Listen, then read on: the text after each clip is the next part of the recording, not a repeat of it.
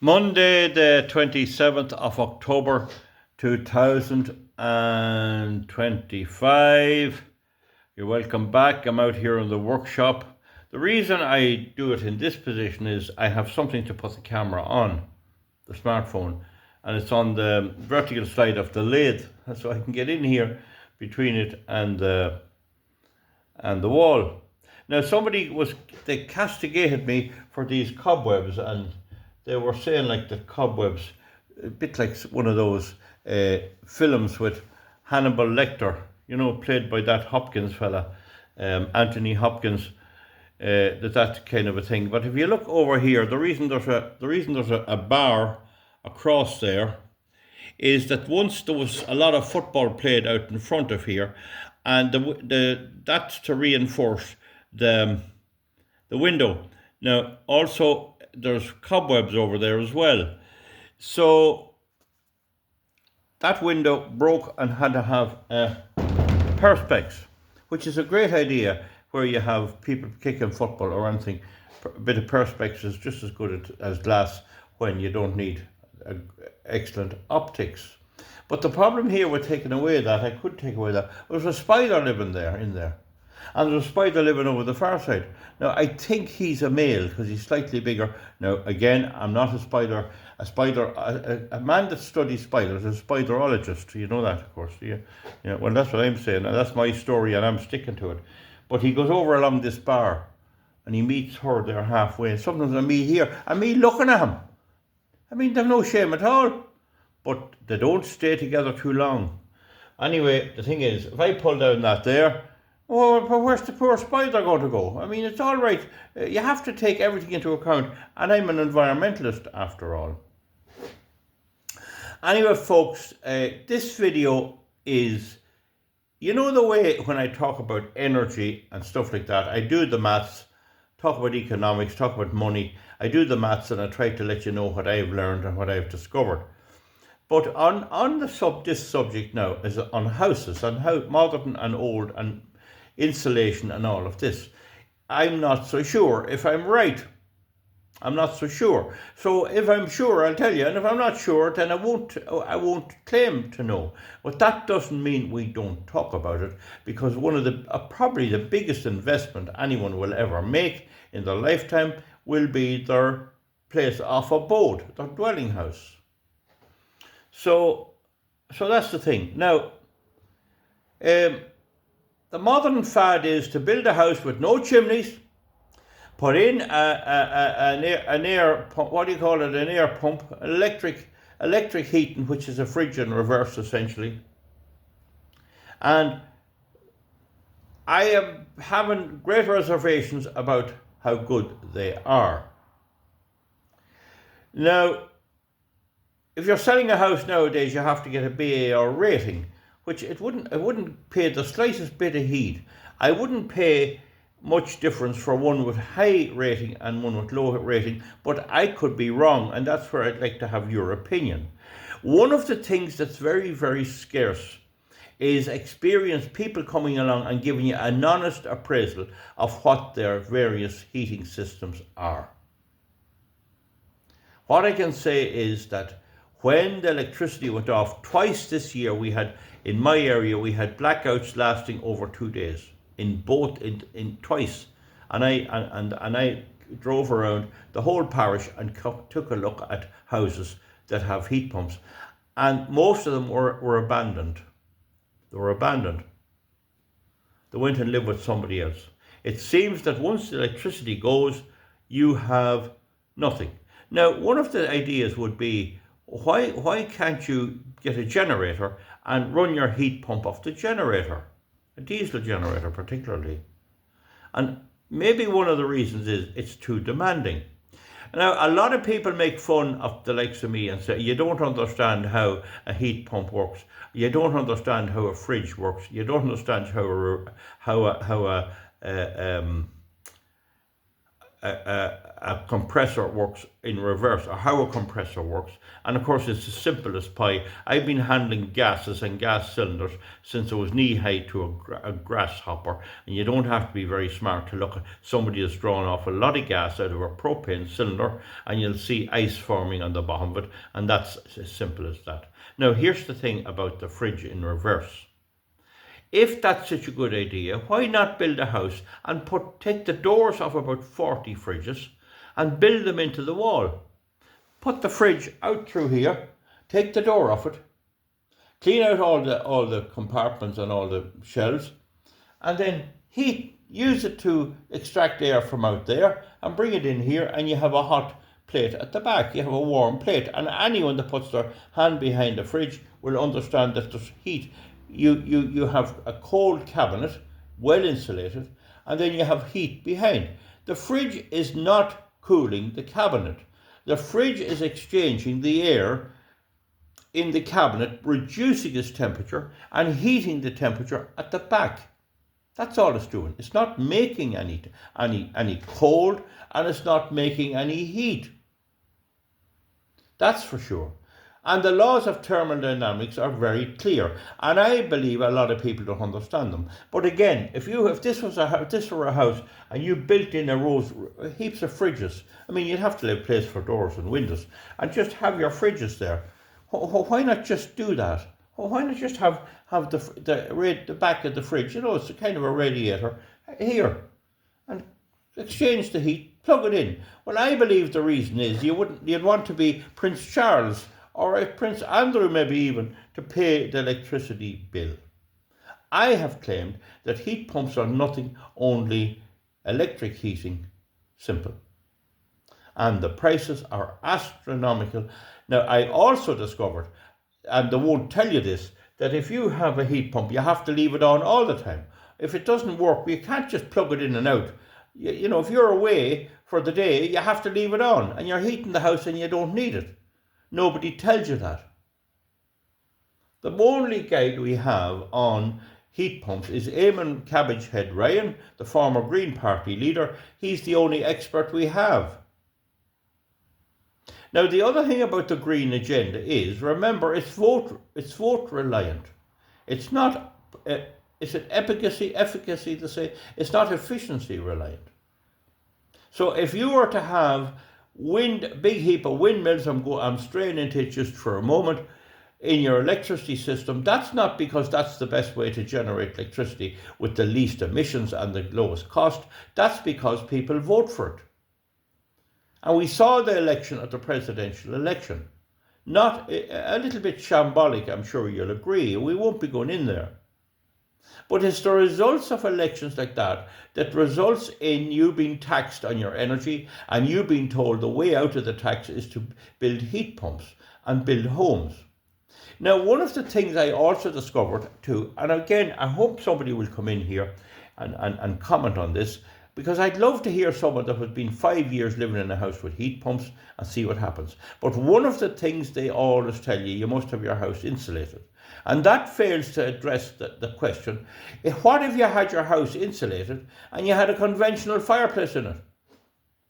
What if you had your house well insulated and you had electric convection heaters in it?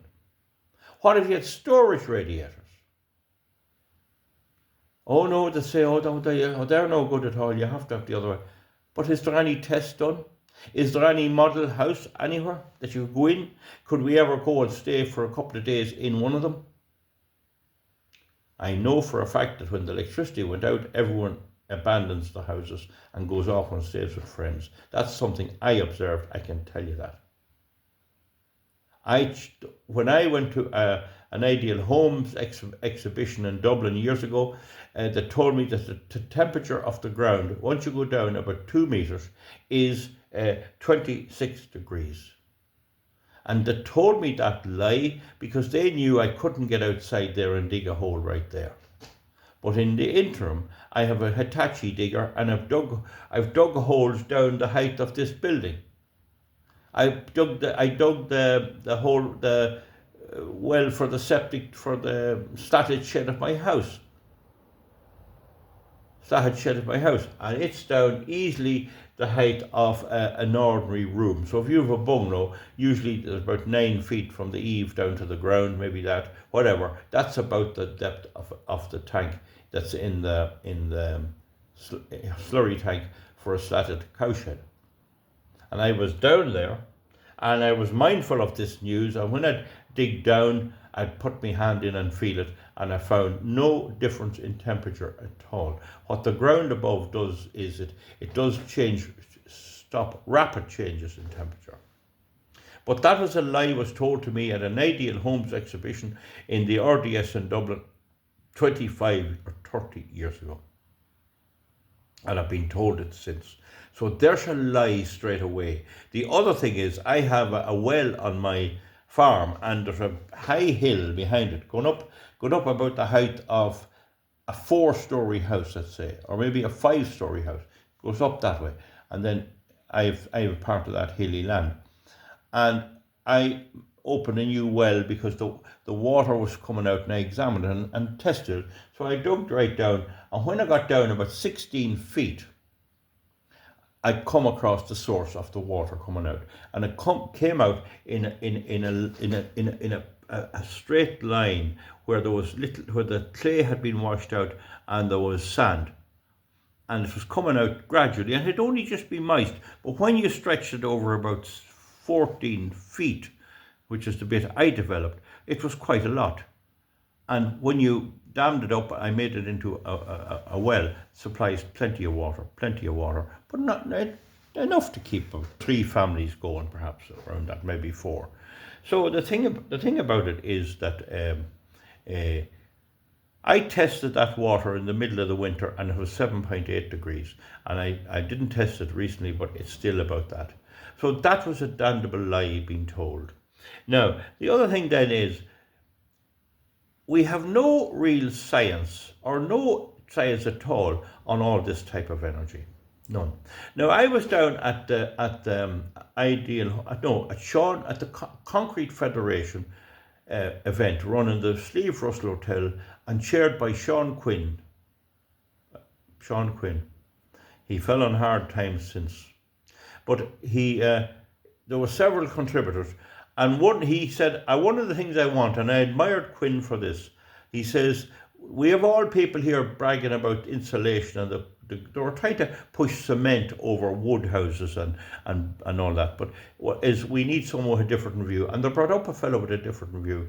And he said, what's the point in having your house perfectly insulated if you have a window open? And nobody could answer him. And there was easily 40 people there, or maybe 50, and many of them with expertise in building. But this here, yeah. So here I am. I have a wee space heater here, so it's not cold. That's exchanging the cold air outside for the warm air in here. That there would nullify every bit of insulation you put in. Every bit of it. You left that open for a half an hour, the temperature would be equal to outside.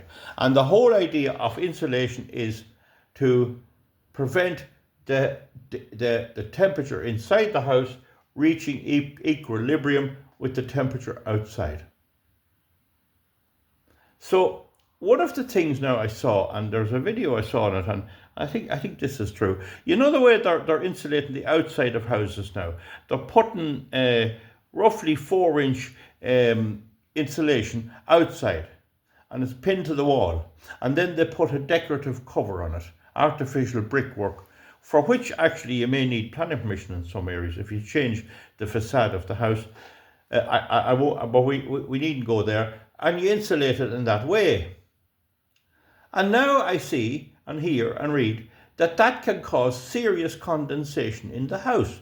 If you don't allow ventilation, and there are people in the house, and you bring the temperature up with whatever means, whether it's a heat pump or anything, that air will absorb a lot more moisture than medium or cold air. And that air will look for a place to go. And it's not healthy having very moist air. That's not natural. So very high is it humidity. That's what they call it, I think. But anyway, the thing about it is, what they were saying is if you have metal pipes, cast iron sewer pipes, or any connection with the outside, the air with the moisture in it will go to it. So if you had this here, all insulated to the 99s, and a family living in it, and you had that window there with just single glazing, you'd have serious condensation there. I saw condensation in old farmhouses long ago on the windows. So it does happen. Yet there's no advice or anything on the subject of moisture in the air, and there's no advice on having parts of your house, your drainage pipes and all that, actually permanently coated with water vapor and water moisture and water drops. So that's not covered at all. Now, the other thing about our whole green revolution is we don't know who taught it up or what tests were done. I did a course in business studies a few years ago, and we were taught the learning curve. And one of the things in the learning curve, and there's an algorithm to calculate it, is if you're coming along here and you're making tables, and you're successful and you're doing well and you're making tables, that's it, and good enough. And someone comes in and says, I want you to change and make me 5,000 chairs. Well, if you take on that at the price you can make the tables at, you're a fool, because you have to go through all the process of setting up and resetting your machinery. You have to partly retrain your staff. They'll not be familiar with it. They might be perfectly happy making chairs there. You're doing well, you're making a nice little profit, and this fella comes in, he says, here, I'll give you the same as the chairs, and I want you to make me all these the same as the table, I want you to make all these chairs. Now, there's a mathematical formula for calculating that. But you tell some of the idiots that never heard of it, that's nothing. I never heard of that. God, I never heard of a learning curve. You know, you just can't deal with them. You just can't get over this. Now, I have to say, of course, Eamon Cabage Head Ryan, he'd never make a mistake. He has a degree in commerce, so he'd know all about thermodynamics, and he'd know all about that, and mechanical engineering and everything. He was selling bicycles a lot of the time, and yet he's the father and grandfather of all this green stuff. The late Dr. John Harbison, God be good to him, he was a famous pathologist. He used to brag about living in a big old house. A big old drafty house, he says, was the healthiest of all. And he actually, in his final days, he's dead now, it was dementia. It was dementia that affected him, a very common ailment. But he didn't die of anything else to do with it. So this is where I'd like the contribution of you people. Now they're building houses. They're AA rated. They're AA rated. In other words, they're very well insulated. They're nearly completely insulated. How do you do with ventilation? Can you open a window? That's the question. And if you're opening windows, what's the point in having the ventilation?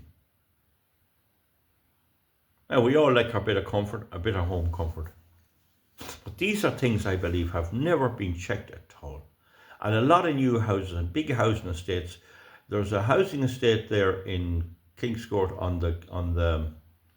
up on a hill there, on the right opposite Super Value, big new housing estate. And they're all this heat pump, insulated and no chimneys at all. Yet there's one beside it, Faunarua, and it was the same, all concrete built. And I see chimneys erupting everywhere. Why is that? There's something we're not being told. The reason is Eamon Cabage Head Ryan got 12 TDs elected, people who knew nothing about anything. The same as we elected a president last week, people voting had no knowledge of economics or anything. And that's where your green stuff is being driven from. It's not from science or anything else. And there's no sources, nowhere you can go, no one that can actually describe the whole thing to you. Certainly, attic insulation is a good thing, no doubt. And having something, and I think too, where you have a cavity wall and then it's pumped full of stuff, that seems to be a very good idea too. A bit of insulation. And of course, the big frenzy is that we have to cut down on the use of fossil fuel because it's causing global warming. But if the heat pump is so expensive and has to be left on all the time, even when you're away on holidays in the winter, or you're going away to friends over Christmas or something, and it has to be left on, how is that cheaper? How is that saving the planet? Do you get what I mean? Now that's 20 minutes. Now in this video I emphasize, folks, I'm not saying I know all. I know about the wind turbines, and I know about solar, and I know that, but I'm not saying I know all. This garage here, this place here where I do my workshop, it has a door going up and down, a fuss products door, the iron door, and it has one door here to go in and out, and I lock it. And although this is only perspex and all right, when I put on a little bit of heat here, it comes up. I do forget about it and I get my work done and I'm humming away here. I mean, this insulation, I'm just not so sure. But I remember that man, and I still do. And I remember when they were putting holes in the bungalows and the houses here. They'd put a hole here, an air hole, a 3.5-inch pipe with a grid on the outside of it. And they say you must have ventilation.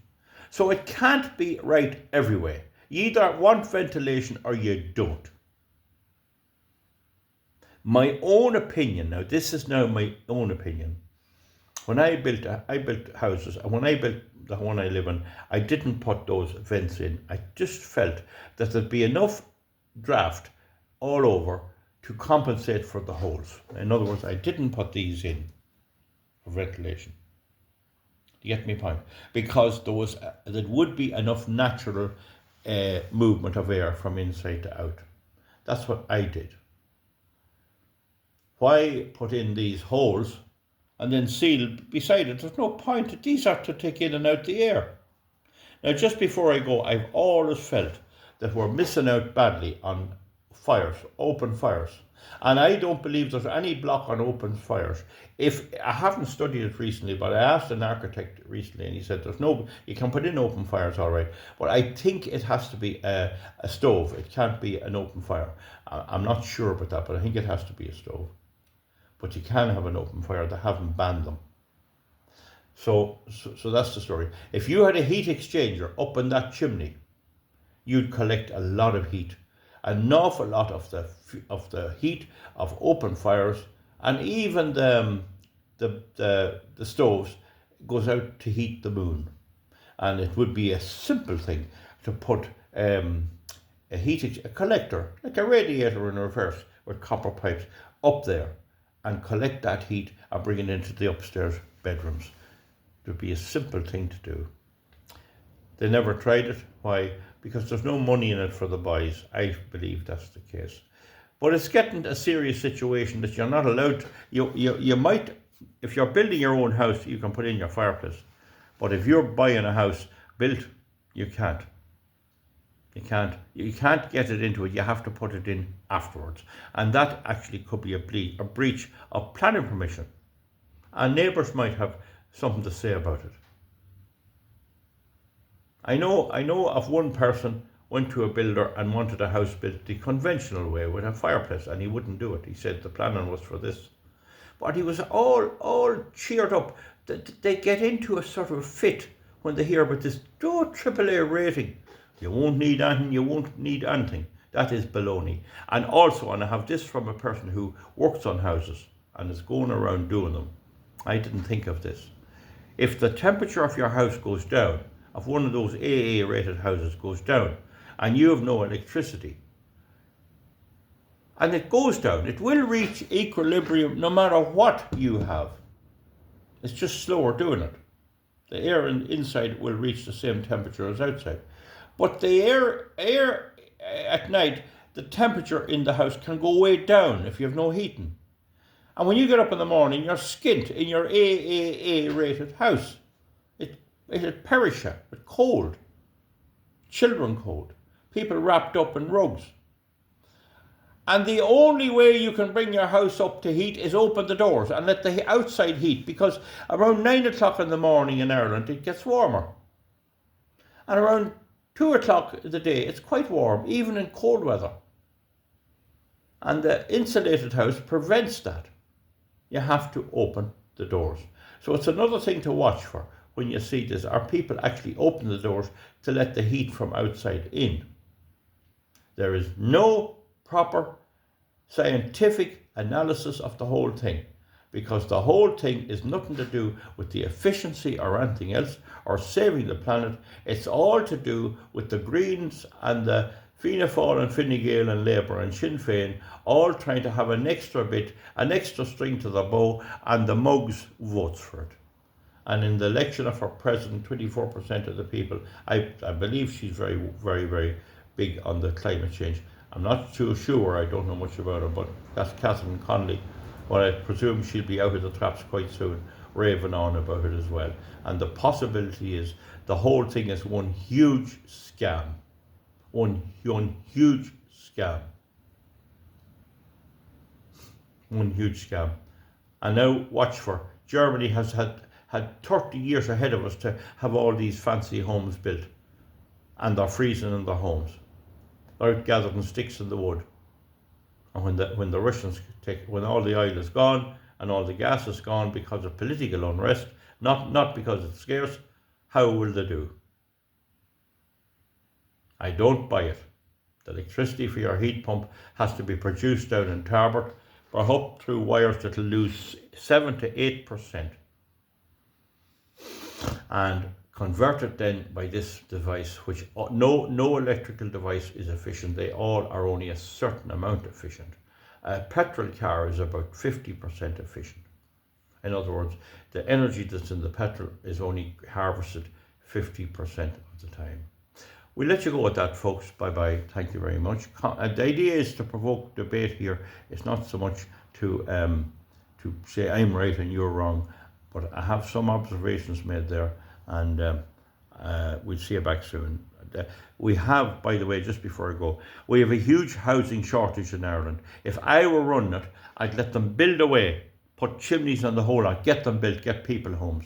But I would build the design into it that you could have certain things. So, for example, the pumped insulation, the building would have to be done so that the insulation could be pumped in. And that can be done anyway. The other thing is the dregs from the mortar, when they're mixing the mortar, if that's not cleaned off the wall ties, you could have creeping damp coming in by the mortar that sticks on the wall tile. So if you take this file, the top of the wall tile should be scrubbed off clean.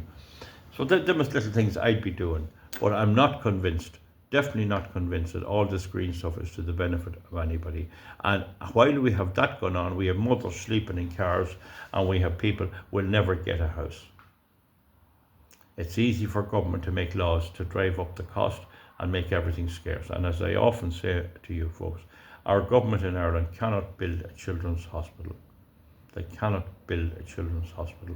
And there's an article today in the paper about somewhere in Yorkshire where there was a nuclear power station being built, and the Greens give out stink about it. They said you should be building windmills and solar panels, not nuclear power. They said that's old technology.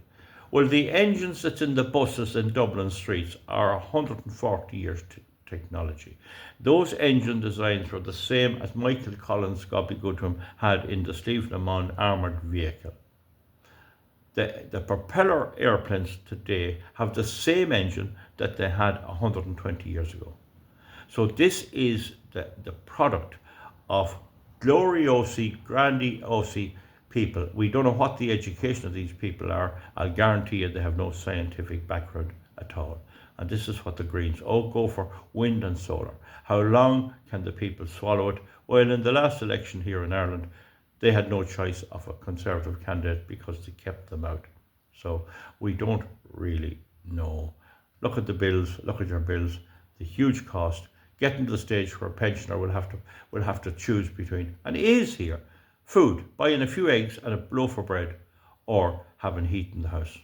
That's what all this has brought us. But I want your comment. Please comment underneath and converse with each other around. And if there's green people there, if you come on my program, I will interview you here and we'll go through it all and discuss it. Why will no green come on and discuss it? We'll see you back. Good luck. 30 minutes. It's a bit long, but anyway, it'll be all right. We'll see you. Thank you.